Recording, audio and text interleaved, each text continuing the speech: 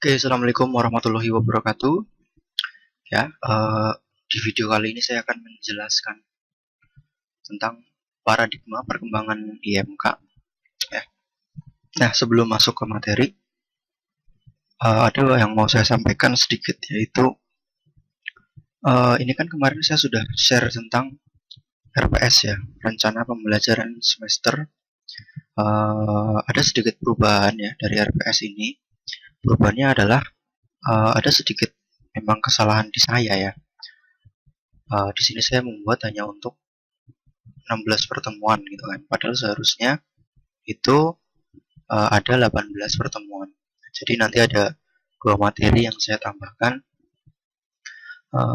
yaitu yang implementation support dan ubiquitous computing and augmented realities. Nah, yang harus kalian tahu juga bahwa semua materi ini ya yang ada dalam RPS itu mengacu pada ebook yang kemarin, ya ebook bahasa Inggris yang kemarin, semuanya dari situ. Ya, memang tidak semua chapter saya bahas ya, tapi mengacunya tetap ke situ. Nah, sekarang kita akan membahas tentang paradigma perkembangan IMK. Oke, semoga videonya nggak terlalu lama ya, sambil saya pantau juga ya. Oke. Nah, ya, jadi yang pertama ada TIU dan TIK. TIU dan TIK itu adalah tujuan instruksional umum dan tujuan instruksional khusus.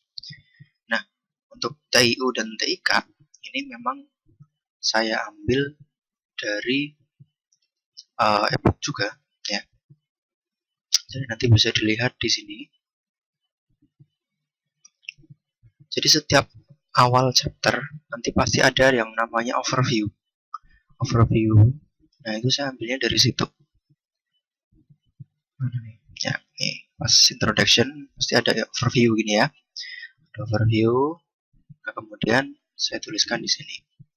Nah, tujuannya intinya apa sih? TIU dan TIK ini intinya adalah setelah mempelajari materi ini, bab ini, diharapkan nanti teman-teman bisa menguasai apa saja. Ya, yang pertama di sini mampu memahami strategi yang efektif dalam merancang sistem interaktif. Nah, yang kedua ini diharapkan mampu memahami perspektif perkembangan sejarah komputasi yang interaktif. Ya, lanjut. Nah, ini akan kita bahas ya. 1, 2, 3, 4, 5, 6, 7, 8, ada 8 subbab ya, atau konten dalam PPT kali ini. Oke, yang pertama adalah time sharing ya. Nah, jadi nanti seperti yang dijelaskan di TIU ini ya,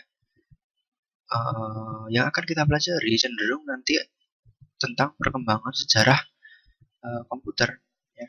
Jadi yang akan kita kupas nanti tentang sejarahnya. Nah, sejarahnya itu kebanyakan dimulai dari tahun 1940. Kenapa di tahun itu? Ya karena itu adalah tahun puncak terjadinya Perang Dunia Kedua ya.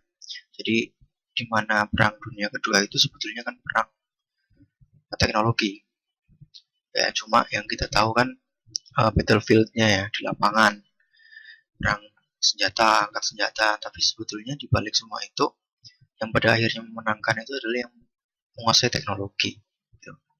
Nah, pada tahun 1940-1950 ya, itu terjadi perkembangan yang pesat dalam dunia komputer. Nah, khususnya dalam perangkat kerasnya gitu. Apa saja nih yang berkembang? Pertama nih, ada relay mekanis itu digantikan oleh tabung vakum elektron. Ya, jadi di antara 10 tahun ini ada 4 kali perubahan. Kemudian tabung vakum elektron itu digantikan oleh transistor. Nah, sampai transistor itu akhirnya digantikan oleh IC atau integrated chips atau integrated circuit. Ya, kalau bahasanya anak elektro itu IC. IC itu integrated circuit. Nah, ini ada contoh gambarnya. Ya, ini adalah contoh relay machine yang diciptakan oleh Simon. ya, atau orang Jawa baca Simon. Nah, kemudian digantikan oleh ini tabung vakum. Jadi tabung vakum bentuknya seperti ini, ya. Kemudian tabung vakum ini digantikan oleh transistor. Kalau transistor sih sampai sekarang tidak banyak berubah ya. Ada apa sih itu, dioda, katoda, apa gitu ya. Ada 3 kaki. Kemudian sampai akhirnya berkembang digantikan dengan IC. Yang bentuk IC seperti ini. Ya. Oke, lanjut. Kemudian pada 1960 konsep dari time sharing itu muncul ketika sebuah komputer dapat digunakan oleh lebih dari satu orang pengguna. Gitu ya. Jadi time sharing ini intinya apa sih? Intinya yaitu menciptakan sebuah mesin komputer yang dapat digunakan lebih dari satu orang. Nah, selain itu, komputer juga diharapkan mampu melakukan pekerjaan secara real time. Jadi secara real time, tidak seperti sebelumnya, di mana komputer itu bekerja secara batch session.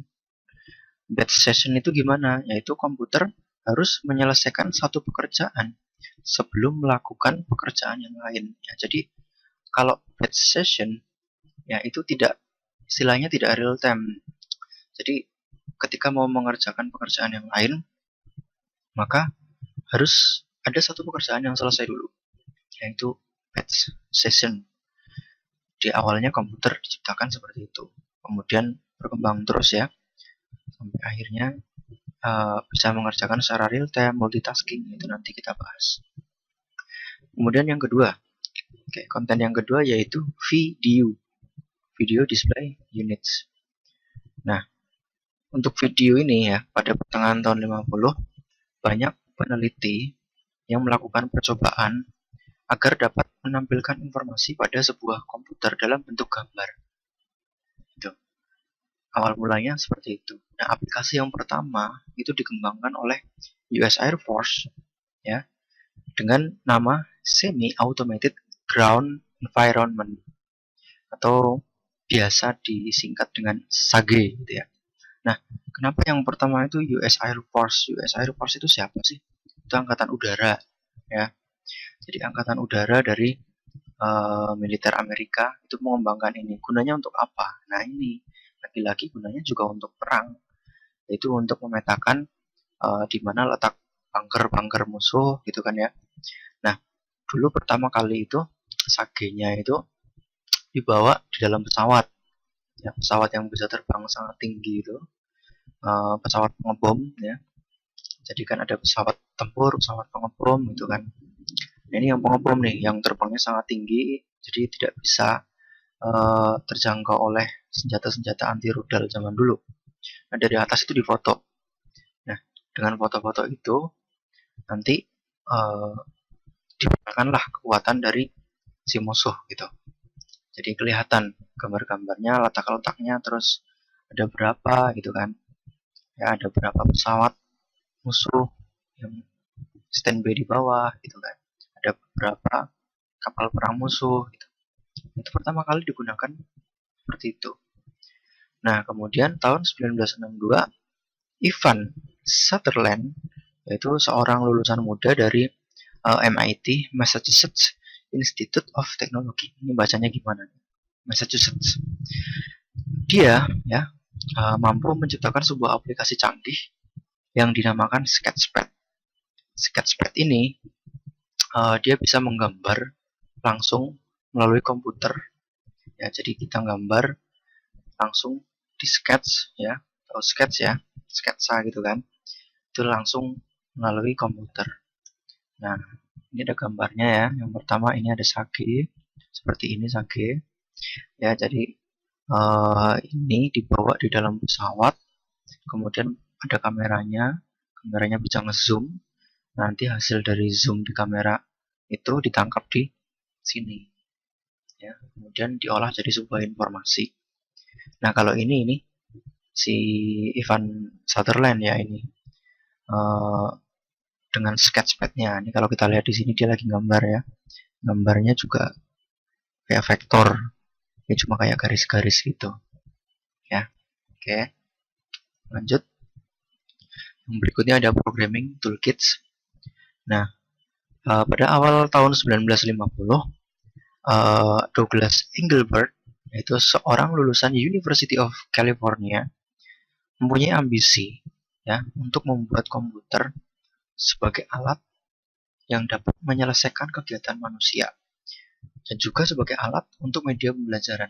Gitu ya. Jadi Douglas Engelbart ini punya visi dan ambisi yang cukup besar gitu ya. Nah, tahun 1960 si Engelbart ini melalui SRI ya, Stanford Research Institute, itu mampu mengembangkan beberapa alat canggih seperti pengolah kata dan mouse. Jadi mouse pertama kali ya, yang kita gunakan ini itu yang menciptakan adalah si Engelbart ini. Ya, sebelum disempurnakan sama si siapa itu Apple, saya lupa namanya. Si Apple itu ya. Jadi mouse yang sempurna bentuknya seperti sekarang, ada scrollnya itu ya, yang menciptakan itu ya si founder Apple. Ini saya lupa nih sambil diingat-ingat. Nah, alat tersebut diperkenalkannya itu tahun 1968 dalam acara Fall Joint Computer Conference itu di San Francisco gitu ya. Pertama kali dikenalkan tahun 1968. Jadi bayangin ya, bikin mouse aja itu 8 tahun lamanya orang zaman dulu. Sekarang kita tinggal beli berapa, 15 ribuan gitu ya, murah meriah, sebulan rusak gitu. Nah, ini gambarnya nih, mouse yang pertama kali ya, yang pertama kali diciptakan. Tombolnya seperti ini, saya juga nggak ngerti ya. Ini ada roll bar-nya. Ini roll bar-nya di sini seperti ini. Oke ya, next. Kemudian yang berikutnya yaitu ada personal computing. Ya. Ini pada tahun 1970 ya. Jadi ini runut nih dari tahun 40-an sampai ini sudah 1970. Nah, ini penggunaan komputer pada tahun itu sudah mulai masuk ke ranah komersial. Nah, jadi komputer itu dijual untuk dapat digunakan secara personal. Jadi sudah mulai banyak orang yang membeli komputer secara personal, gitu kan. Nah, Seymour Papert, seorang lulusan MIT juga, itu berhasil menciptakan sebuah bahasa pemrograman berbasis grafik ya, namanya itu Logo. Nah, kemudian si bahasa pemrograman itu bisa menciptakan sebuah produk atau aplikasi yang bernama Turtle Logo. Nah, Turtle Logo ini pertama kali sebetulnya terinspirasi, dia pengen menciptakan sebuah software yang sekaligus digunakan untuk mainan anak-anak. Jadi anak-anak menggambar, tapi di dalam komputer. Ya. Nah, aplikasi tersebut itu bisa membuat gambar-gambar geometrik seperti segitiga, lingkaran, persegi dan lain-lain. Jadi masih sesederhana itu. Ya, kemudian dikembangkan untuk bisa membuat logo. Ya, seperti logo-logo zaman dulu. KFC dan lain sebagainya ya, zaman dulu kan sudah ada yang bisa membuat logo. Itu rata-rata pakainya ini nih, Turtle Logo. Nah, kemudian ada lagi si Alan Kay, terinspirasi dari Engelbart dan Seymour Papert. Dia berhasil membuat bahasa pemrograman berbasis visual yang bernama Smalltalk. Nah, ini contohnya nih. Nah, ini dulu nih, Turtle Logo. Jadi dia hanya sebatas gambar garis-garis gini ya. Tapi sudah pakai mouse, bedanya sama Sketchpad tadi kan dia langsung di monitornya tuh. Nah, kalau ini bahasa pemrograman Smalltalk. Ya, hampir seperti Pascal nih. Ya.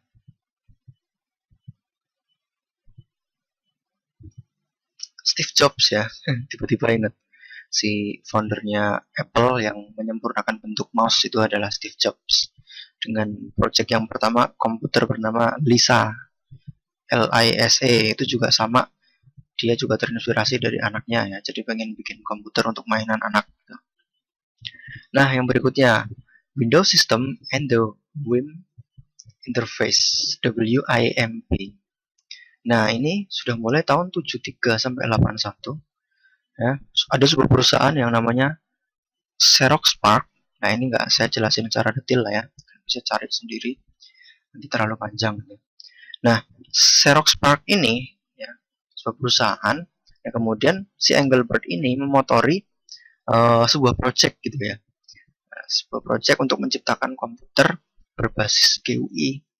Jadi sudah pakai interface-nya itu graphical ya, seperti yang sekarang kita pakai. Itu pertama digagasnya sama si Engelbert ya, dengan projectnya Xerox PARC, dan membutuhkan waktu 8 tahun, 7 tahun ya ini.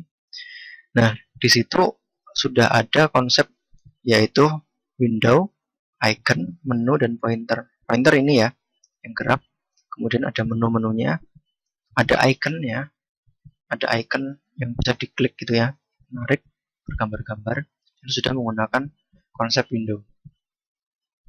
Nah, fokus utama dari komputer ini yaitu multitasking. Dapat mengerjakan beberapa tugas sekaligus dalam satu waktu. Ya, jadi fokusnya hanya sebenarnya ke arah multitasking. Nah, ini Xerox PARC yang pertama.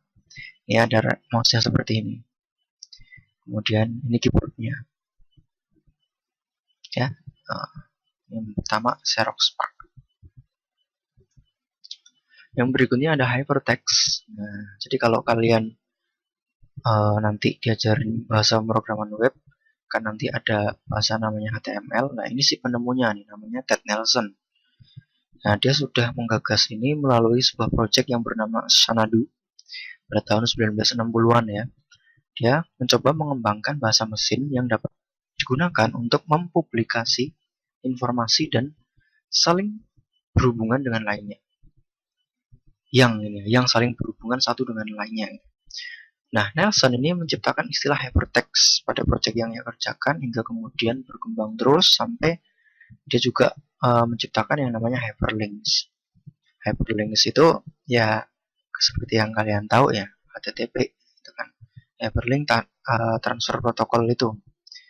Nah, hyperlink jadi supaya bisa browsing ya, menggunakan internet pakainya hyperlinks untuk menghubungkan satu halaman dengan halaman yang lain. Nah, bahasa yang digunakan HTML, Hypertext Markup Language. Nah, setelah 20 tahun ya berselang, hypertext itu berkembang ya pada tahun 80-90-an menjadi hypermedia, di mana informasi sudah bisa diakses melalui berbagai macam media elektronik.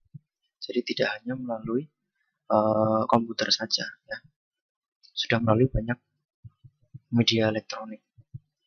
Nah, ini si penemu dari hypertext dan hyperlink, si Ted Nelson. Ini struktur dari hyperlinknya di sini seperti ini. Itu nggak begitu jelas ya. Oke, bisa dijelasin ya. Kita skip. Ini kalian nggak asing ya, the World Wide Web atau yang biasa disebut dengan WWW atau biasa simpelnya kita sebut dengan web. Ya. Nah, web ini dipasang atau diterapkan dalam internet. Sedangkan internet itu merupakan kumpulan beberapa komputer yang saling terhubung dan saling ya kurang L bertukar koneksi data yang bertransmisi melalui sebuah protokol yang bernama TCP/IP. Nah, WWW pertama kali itu dikenalkan oleh CERN yang dimotori oleh Tim Berners-Lee pada tahun 89. Nah, kemudian Tim Berners-Lee juga menggagas sebuah web browser yang seperti kita kenal sekarang itu ada Google Chrome, Mozilla Firefox, dan kawan-kawan. Nah, ini web browser yang berbasis teks pertama. Itu dikenalkan tahun 91, hingga kemudian terus berkembang sampai sekarang. Nah, ini 91 itu adalah generasi web pertama ya, web 1.0. Nah, sekarang coba di era of web. Jadi, sekarang web itu sudah sampai era berapa sih, gitu kan. Nah, ini saya googling sekalian. Jadi web itu sekarang sampai era 5. Nah, ini saya jelaskan sekalian aja di sini ya. Web 00 itu di mana si Tim Berners-Lee ini sedang mengembangkan atau mendevelop gitu ya. Ya. Kemudian web 1.0 itu era the read only web.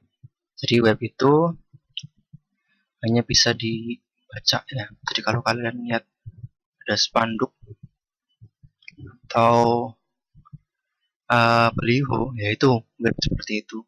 Jadi cuma bisa dibaca, tapi ya nggak bisa diapa-apain gitu ya. Nah, ini sampai tahun 2099 itu pertama kali ada Blogger. Nah, Blogger itu yang memprakarsai era web 2.0 di social atau read write web. Ya, jadi selain membaca dan melihat, kita juga user bisa menulis juga di situ. Kemudian era semantik web 3.0, read write execute web. Ya, di era ini sudah masuk ke IoT, kecerdasan buatan, machine learning, augmented reality, virtual reality. Jadi mungkin kalau Indonesia ya sekarang mungkin masih di era ini ya, web 3.0. Kemudian web 4.0 yaitu the mobile web, tapi ada tanda tanya nih. Ya, kenapa ada tanda tanya? Karena ini juga masih ambigu, masih tidak jelas. Jadi sebetulnya patokan web 4.0 itu seperti apa itu belum jelas. Tapi dia sudah bisa disebut dengan mobile web. Ya, jadi apa-apanya itu menggunakan mobile ya. Kita belanja di Shopee, Tokopedia pakai mobile ya, mungkin itu sudah masuk ke era 4.0 ya. Kemudian Gojek dan Grab. Nah, ini yang masih lebih tidak jelas lagi. Patokannya adalah web 5.0 atau the intelligent symbiotic web. Di sini dijelaskan right now web 5.0 is a vision of the not so far of future. Jadi web 5.0 itu masih sebuah visi ya, masih sebuah visi yang mungkin tidak akan jauh lagi di masa depan. Di masa depan nggak akan jauh lagi, sudah mulai diterapkan secara menyeluruh. Tapi bentuknya seperti apa? Ya, ini juga belum tahu. Ya, nanti seperti apa gitu ya websitenya. Oke, kita lanjut.